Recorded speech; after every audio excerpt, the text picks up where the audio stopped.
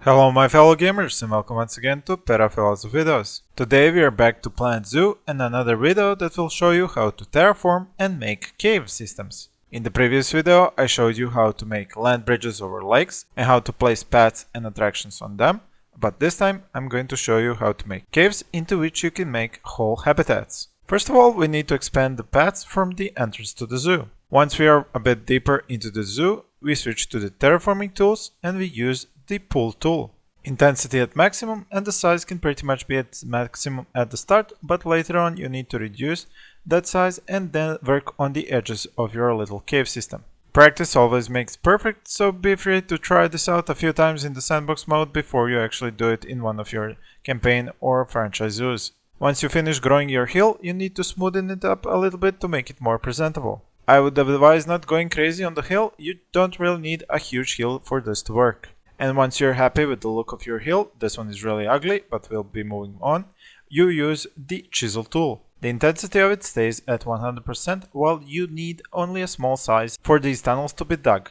From now on, all you need is a steady hand and your left mouse button pressed so that you dig until you reach the other side of this hill. The one element in this game that really helps in this is the free moving camera, which gives you so much free movement that you can keep digging into this hill with the camera zoomed in. Once you hit the light at the end of the tunnel, all you need to do is check the depth of your tunnel. If it's under the flat plane of the map, then you just need to flatten out the surface and smoothen it a little bit so your entrance and exit fits a bit better in this tunnel. But you do not need to obsess too much about it, as the paths do bring their own terrain underneath them when you place them, so they'll make sure to have this leveled out. But digging just one tunnel through this hill isn't what we are here for. We are here to make room for actual exhibits and habitats inside of this tunnel. Here you choose one of the two approaches. You could just be digging a wider tunnel to have more room, or you could pick out and dig separate rooms. You can make a smaller room for smaller exhibits or entire huge caverns